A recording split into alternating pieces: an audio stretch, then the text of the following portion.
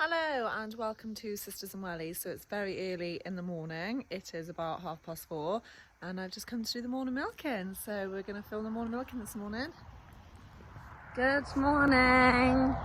So it's about 25 to 5. I've just arrived now. So I'm in the field and my job is going to be to fetch the cows.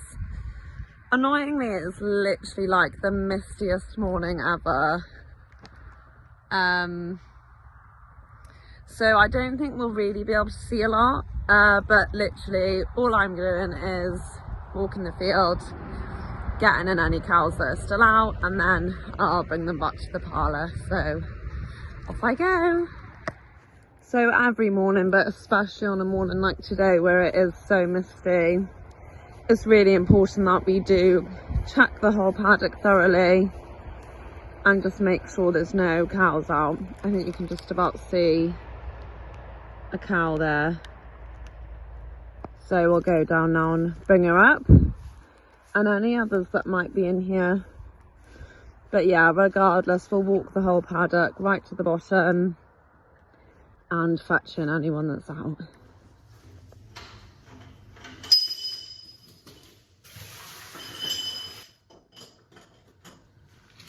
So the first most important job is to get the tank ready.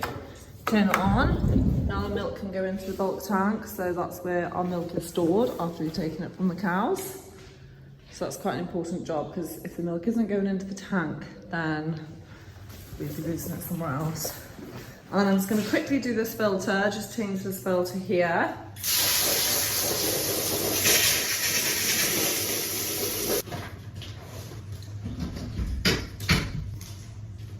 I've set everything up in the dairy so I can officially start milking. So I'm just going to take it from wash over to milk. And we're ready to go. I've already turned all the lights on, as you can see. Woohoo! So I'm going to do quick exit this morning. They sometimes go through the footbath, which is up that way. But we're going to do quick exit this morning so they can just go straight out to the field that way. So that's all set up. And then here's the parlour. So to get the parlour going, I just press and hold this green button here.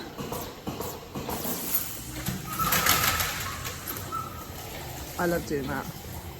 So the units are now up, ready to go. I've got a couple of things I need to do down the bottom to make sure the milk gets to the tank, and then I can start milking. So we soak everything with the hose just to make sure it's nice and wet, so when they poo and stuff it doesn't stick as much. So we just soak everything.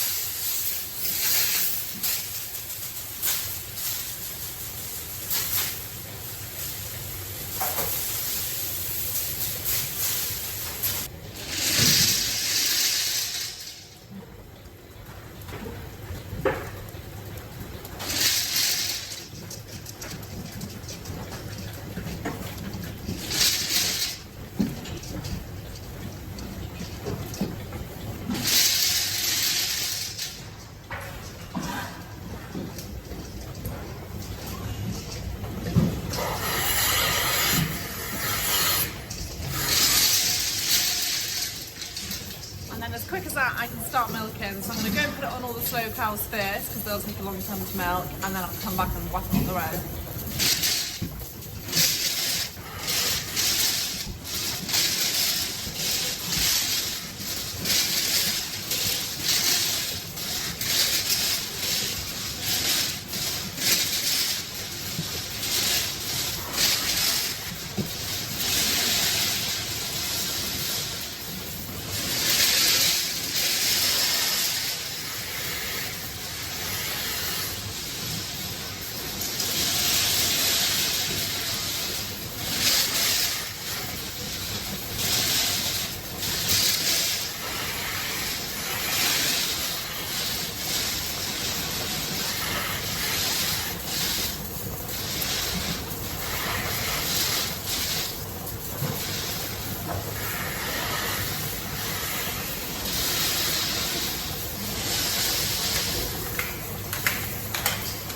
The herd has now made it into the collection yard to wait to go into milking.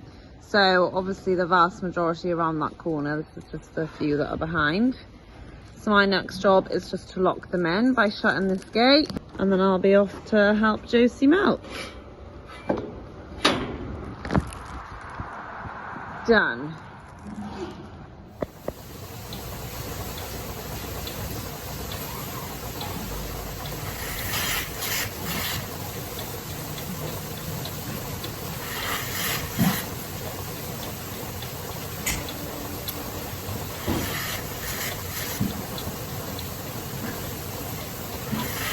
So once I've got it on the first row, which it is now, I can crack on with the rest of the milk in.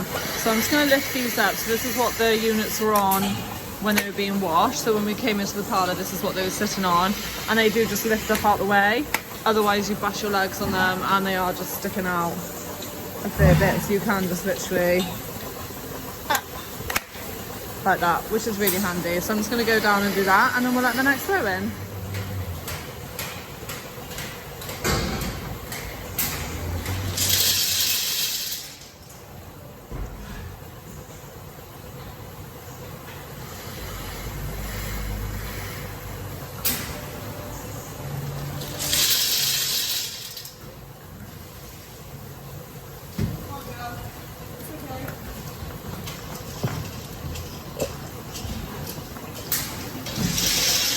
Have you been busy fetching the cows? So the cows are really, really keen to come in. As you can see, there's no one behind them, no dog who's in here. They do just do this every single day, twice a day. They get their cake and they are just genuinely really happy to come in and be milked. We've even got some heifers who we only added yesterday coming in, practicing, but they're all doing really well. So yeah, it's a really nice environment to come into.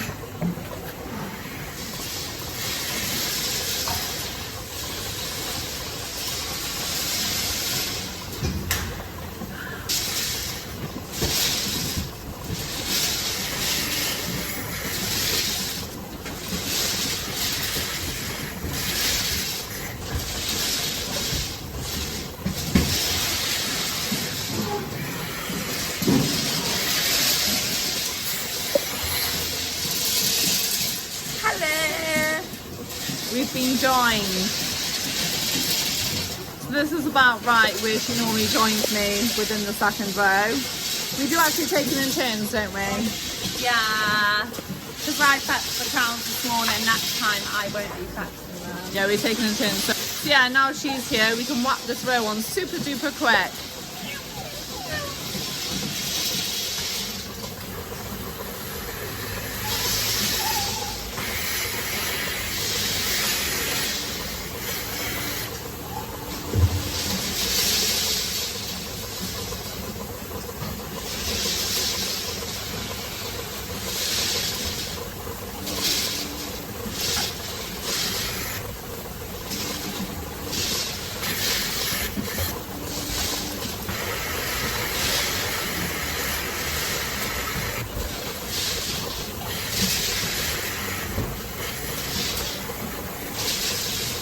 So we'll try and choose reasonably quiet times, because between the units and the cake falling down, it can get quite noisy. But Poppy's just going to give you a briefing of what our parlour is about. So we've got a 24-48 swing over herringbone parlour, which is a lot, isn't it? But the 24-48 basically means that there's 24 cows each side, so together that makes 48. So it's a swing over, which means there's only units on one side, meaning we can only milk 24 cows at a time. So once one side is finished, then we move on to the other side, and basically it's that simple. So we have feeders, which we'll show you a bit more in depth later, but they all stand in their line, eat their cake, and basically get milk. I would say on the whole we've got quite a simple parlour. We've got these monitors all the way down, which basically show us the number of the cows. So that's how much milk she's giving, and that's her number, and it will keep going back and forth between the two. So she's given 3.24 blah blah blah. I can't keep up with it. But that is basically in litres, and then that's her number. Yeah, 919 is who she is. That's her. That's her. And then, yeah, there's a few extra buttons on there, but it's really nothing too complicated. And then these that you can see sticking out on the side, basically just open the gates up. So after we've finished milking the cows, before we can send them back out to their fields, a very important job is to spray their udder. So we personally just use iodine spray. As you've probably noticed on the video so far, we haven't been pre-dipping or cleaning them or anything like that. And we try not to. I mean, we don't have to in the summer, so it's so dry and clean at the minute. They are literally spotless coming in, so we don't find the need to post a pre-dip. Our back scan at the minute is around the 10 mark, so it's not a worry for us. But post-dipping is extremely important because basically their teats will stay open for an hour after milking, and in that hour they can pick up bacteria and get mastitis or other infections like that, which we definitely absolutely do not want. That can just make the cow ill and like all those kind of things. So if you want me to film that, you're going to have to slow down. Oh, sorry. So we just spray the udders like this. Make sure you cover all 4 teats. Because we do it all the time, I do it quite quickly now. Probably just have to tell me to slow down. Yeah, I was like, slow down, Han. So yeah, sometimes I go in from the front and then in from the back if they've got big udders. As you can see, because they've already been milked, their udders have gone down, but their teats are still the same size, so you can just, spray them like that. And they're well used to it, so they don't flinch. And it is just a really important job. You are essentially just cleaning the whole of the teat, making sure that the iodine just sits on the end, making sure they don't get any infections. Like I said, it does take an hour for the teat to close back up after milking, so it's just really important that you keep the udders really nice and healthy, and we do that with this. And like I said, you can use this for pre-dipping as well, but we try not to. Anyway, until sometimes spray dirty cows, but on the whole we don't need to. We find it's quite good. Yeah, we'll always make sure everyone's super clean before we put the unit on, and as long as that's the case, we try not to fiddle. And then once they've all been sprayed, once they've all finished milking and they've all been sprayed, we get to press one of these buttons. Cha-chow! Dun-dun-dun-dun-dun-dun-dun-dun-dun. And they're off. Bye, girls. And just to show you quickly, our iodine spray, so that's the end that you've just seen Josie using. And then it's got a big old long pipe that goes all the way to the middle of the parlour, which basically means the spray can reach all the way from the top to the bottom. So it does just hang out on the floor. But yeah, we're just careful not to stand on it, and it works really, really well.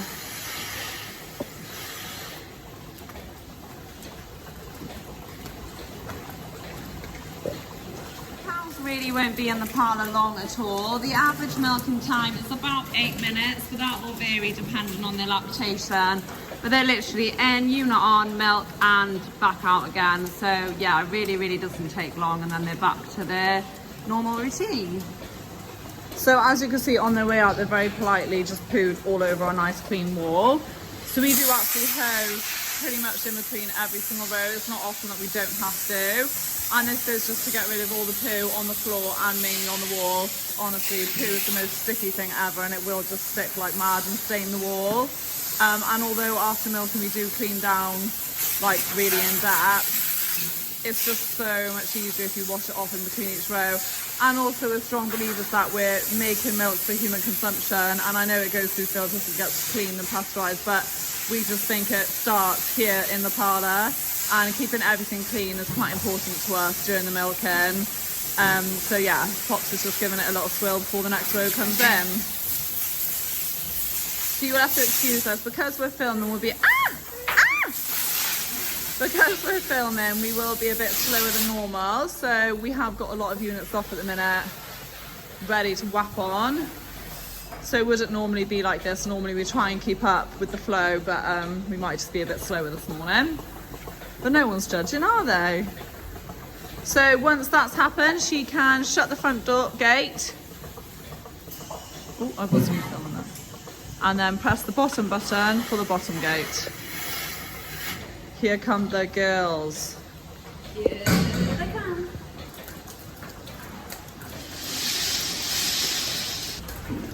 So one of us, in this case Poppy, straight away starts putting it on the cows, no messing around. So she'll just start putting it on, and then the other one will walk down. We'll tend to put it on as we go down, but otherwise we just go down and just make sure they do or walk up. Because on the whole they do, but on some occasions they might just miss a feeder and then it will all be wrong, and it's surprising how much carnage that can cause. So the second person will just make sure they see the row in, check they all line up properly, which so far they are. No. So this is what can happen. So she's actually sorted herself out, but sometimes they can do that, and then once they start getting fed, it's a bit of a pain. So that gate just shut automatically. So they've all got collars on, so their numbers come straight up here, so you can see who's who. And then once the last cows come in, the gate will just shut, so we don't have to worry about that stopping any cows leaving or coming in.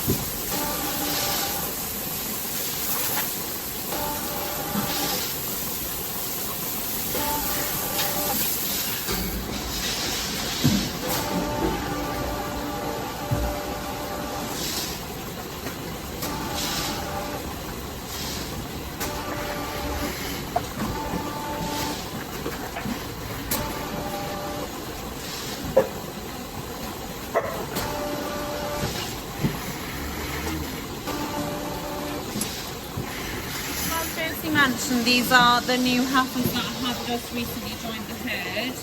So because they literally only joined the other day, we just took their numbers down and we haven't quite got round to making their collars yet. So because they're not actually producing any milk, it's not really the end of the world at the moment. We don't really need any information from them. But as soon as we get a chance, we'll put their collars on. But yeah, they'll still get fed, and they'll just come in like everyone else and get used to the system. They're doing really, really well. So because they don't have any collars, you put their numbers in, don't you? Sorry, yeah. So you can see now this monitor is a little bit different. It's got buttons all here. And what that allows us to do is literally put in any cows that don't come in off the computer. So is this the first one up there? No, there's one up there. This is the first heifer in, and I can see that she's in on number 6. Because she's on the right side, it means she's number 6. The left side would be number 30. So I'm going to go back to my monitor with all the buttons, and I basically put place, number 6, cow, number 1, and okay. Now if we go back up to here. Oh, I thought it wasn't going to work for a minute then. She's now come in as number 1, which means the cow behind her is now 242, which is right, that is who she is. So it just means now her milk will all be going into the computer as it says, and everything as it should be. So number 1, 2 and 3 are basically spare numbers that we have that we can just put in for heifers, and it will just mean they're recorded. This is one that we made earlier. So this is not a heifer that's been in the herd for like a couple of weeks. So we've actually already got around to making her collar. So if a cow is dry on antibiotics or is a heifer which has never been milked before, they basically, the unit, if we put it all right into the computer, the unit won't let it put it on her. So because she's a heifer, we do not want her to be milked. She is flashing red. Warning, warning. If she was a human, it would be doing this. Warning, warning. So her number is 2074. That means dry. So the computer comes with little signals. It takes ages to work out what's what, but yeah, her number, and then that means dry. So if I pull the unit over and try to milk her, stop. It literally tells you to stop. And then the unit it won't go down. Doesn't go down. So obviously all the other units, you pull it across, and it just falls and goes raspberry. There's just nothing there, there's no suction. So if I wanted to override it, if she just calmed down and I was like, actually no, I haven't filled in the computer yet, I do want to milk it, you just press, okay, thank you for letting me know, I am going to start anyway.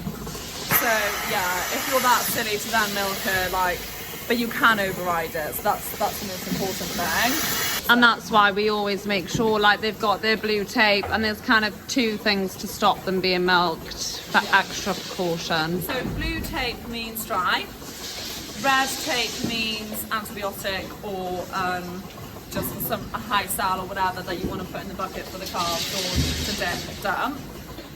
So Lisa's quite a good cow to show us about tapes, because she's actually got 2 different colours, so Pops will tell us what they mean. So orange means that she milks really slow. So anyone with orange tapes, we'll just get the unit on them as soon as we can, just so we're not waiting for ages for them to finish at the end. And then Elise is also sporting a lovely green tape, which means that she milks on manual. So what that means is, rather than the unit coming off on its own, we'll have to take it off by hand. So you can see this hand signal here is lit up red. So if I press that, it would just turn off. So to turn it on, I just press it again. And there's just certain cows that might milk out slightly slower in one quarter, like she's quite slow in this front right quarter. So we just check her at the end, make sure she's completely milked out, and then we can take it off when we're happy she has, and that will just prevent her getting mastitis basically. So that button basically just takes away the ACR, so it's up to us to take it off her. We try not to do that, we'll do it as little as we can, but we'd rather do that to some cows and keep them healthy, keep their milk healthy, than kind of risk them getting mastitis, so that's why we do it. So we've got about 4 cows with orange tapes. I actually think, yeah, there's another one over here. This is Harry. She's actually already finished. This whole row has. In fact, we're very behind. Get on it! And then there's not many cows on manual, as Poppy said. You can't even see her tape like that.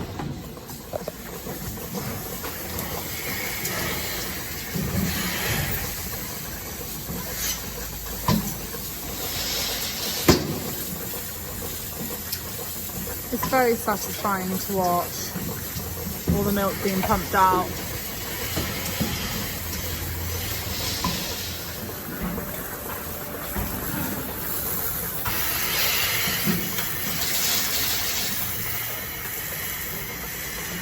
So it's very rare, but you can get a cow with 3/4. This heifer just carved down with 3/4. So there's her dud teeth. It's just like, it's so tiny, there's nothing really to it. So she only milks on 3 teats, which is absolutely fine. Her name is Destiny, and she milks really, really well. Her milk quantity actually isn't much different to everyone else's, even though she's only milking off 3 teats. So she's actually always been dud. For as long as I've known her, that quarter has just not been milking. It's just one of those things that can happen. Sometimes they just carve down with a dud teat, nothing causes it, they just don't have milk in there. Sometimes mastitis can cause it, so if they get really bad mastitis in a quarter, it might make the teat dud.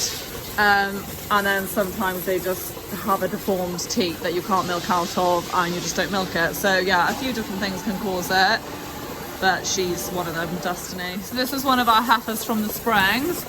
So she carved down this spring for the first ever time. She's called Jess.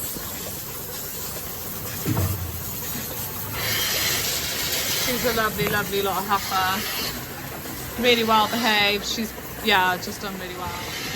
The milk basically goes from the cow into the unit, all the way up through these tanks. Then it comes into this system, and that noise you can hear like every few seconds is the pump working. So what that is basically doing is pushing the milk from here all the way up to the tank. So because it was literally completely our choice, we decided to put everything this end. So we have actually got a viewing gallery. Normally this would all go out the front, up there, but we basically didn't want it in the way, so we've chosen to put it down here. It actually makes no difference whatsoever. It has just got slightly further to travel to get to the tank, but it will still use the same amount of energy, so for us it was just an easy option. And yeah, obviously it looks quite complicated. This is the pump in here. and it just goes all the way to the tank. That's your, if you start having milk in there, you've got big problems. There shouldn't be milk in there. It's like your... Yeah, that jar is more for the wash. So when the wash is going, you'll see water all rinsing through there. So yeah, you don't want Yeah, and milk if in you there. have milk in there, you know you've done something wrong. You're like, quick, find the problem. So it's quite funny because while we've been here, the cows were all waiting here and they've spotted that the next road to come in is this side. So they've all darted round. And yeah, like I was saying earlier, the cows love coming in to be milked. They choose to come in. It obviously helps that they have cake when they're in here, and of course they go out to a fresh paddock after every single milking. So if you're a continued supporter of Sisters and Wellies, you will know that we name our cows. For instance, we've got Silly Sally right here, 705. Oh. 705 is Silly Sally. And then we've got Marmite here, because you either love her or hate her. And we actually know their names just by looking at them, but also by their numbers. So Marmite is 635. And yeah, we can tell by their shape, by their udders and by their face. And here we've got Mum, because she's the mum of the herd. She's like one of our oldest cows, bless her. Yeah, so we name them all. We've got B, who's a small little heifer. And they come in all different shapes, sizes, age. So the youngest cow we have tends to be around 2 years old, because that's the age that they calve down for the first time, is 2. And the oldest cow we've got at the minute is 17. Her number is 789 and she is called Counter. So she's the oldest cow we've got. So we always say as long as our cows are happy and healthy, they are the two most important things to us, then they will stay with us here at Clerkenwell. So yeah, they're all really happy and healthy. Just looking after them is how you do that. The way we keep them healthy is just by making sure that they're up to date with all their like wormers and things like that, and fluke and all. Make sure that they're just, yeah, to be honest, each cow is actually kind of individual, and it does depend on their age how you kind of look after them. It does help that me and Poppy know them all off by heart. Do we have favourite cows?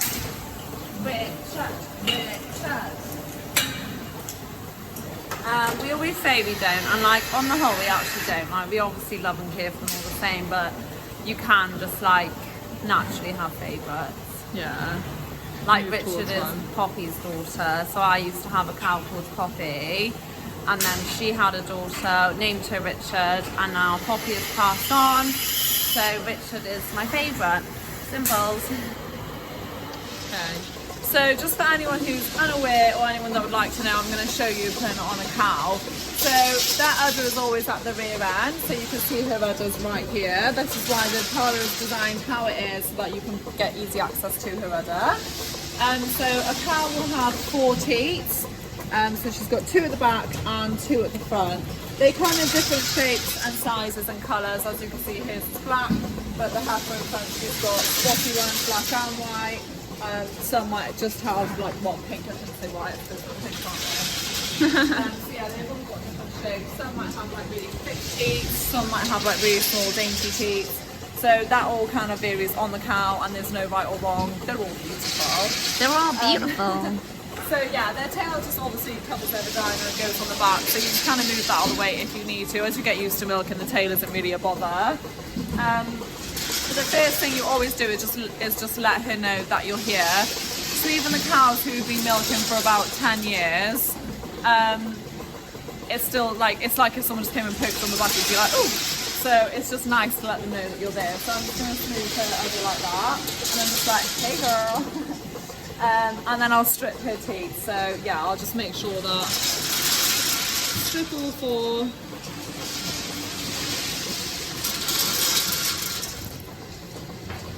Now how in depth we go into that is all about how well you know your cows as well. If you know your cows really well, you can kind of just sort of run your hands over. If you're going to pick up things like mastitis, their udder will be hot, hard, and their milk could be bitty. They're like the 3 biggest signs. And then obviously, of course, we just check if she's clean, which she's really, really clean, to be fair. So I don't need to do anything else with her apart from put the unit on. So that is my next job. And doing all of that also helps with stimulation as well. It gets them in the mood to be milked. Yeah. And to be fair, coming into the parlour and everything gets them well stimulated. So yeah, like Poppy said, just stripping them out just gets them like pumped up. So my unit is ready. So what I'm going to do now is literally just swing it over, and because she's got no like warnings, I can just put it straight on her. So I'm going to swing it over. The unit's dropped. So now the unit whips is all on suction. So it's through vacuum. So it's like a suction. So it does like, it will just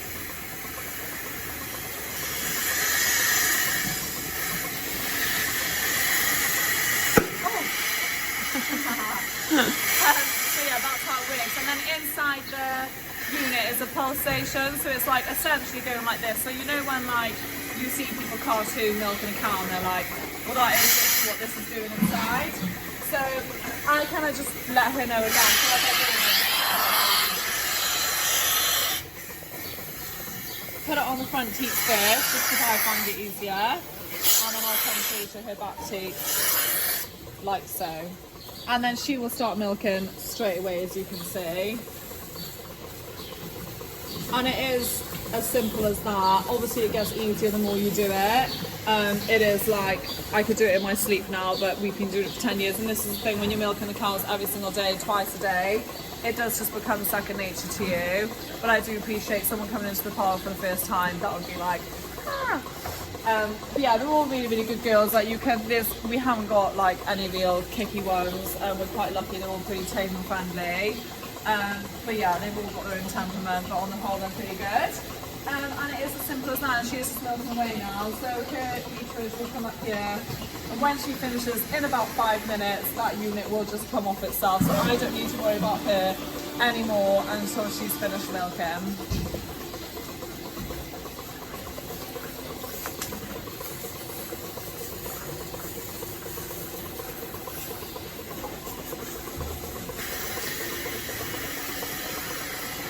So as I said at the start, because we've been filming for YouTube, we've been a fair bit slower milking today. However, we've still only been about an hour and we are on to the last row. So we've got 13 cows in the last row and they're just there waiting.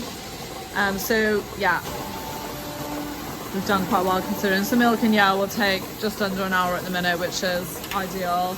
And that's how quickly we can milk. So it's honestly like 2 hours of their day in a 24-hour period where they've got to come in and be milked, and that's nothing, is it? You might have noticed as well, we have just got green rolls dotted. We've got 4 all together, and they are just there in case you've got a slightly dirty cow. We just use that to wipe their udder. And it's handy in the winter to like blow our nose and wash our hands. Yeah, and like wipe my tears and stuff. Aww. Yeah, you can see we've had to wipe a couple of cows and then, yeah, just pick it up and put it in the bin. So we've got a bin that end and a bin that end. So one thing that we haven't been able to show you, I'll come back, I have been waiting for her to finish, but I'll come back to her. One thing we haven't been able to show you this time, because we don't have any cows going into the dump bucket, is our dump buckets. We're not calving and we don't have anyone with mastitis, so we haven't been able to use them this morning. But maybe we'll do a video on them. But basically the dump buckets, if someone cannot go into the tank, so if you pull it over and it stops you, but she needs to be milked, you can put their milk into this, and that is just a dump bucket. We've got 2 of them, which sometimes is more than enough. Sometimes when we're in deep calving in the spring, it's not enough. But yeah, that is what we use if somebody can't get like a mastitis cow or something, but we haven't been able to do that today. Okay, so, oh, there we go, she's flashing red. And it's just pulled it off her as quick as that. So there's a sensor in the back here, and when the milk stops trickling through, it will just pull it off her. So she has finished. So as you can see, her red has gone down a nice amount, and she's finished milking. Well done, Pippin. Well done, Pippin. So the sensor the milk stops on the sensor, and then it will just pull it off her like that. Simples. And as you can see, she didn't even flinch, like it's not uncomfortable, completely harmless, and then the unit just waits there until it's ready to be used again. Well done, Casper's friend. These are the feeders that we speak of. So right at the top there you've got the green bins. That's where the cake is stored for each individual stall. The pipe then is what it travels down through, and then it goes all the way down and into the bowl. So these are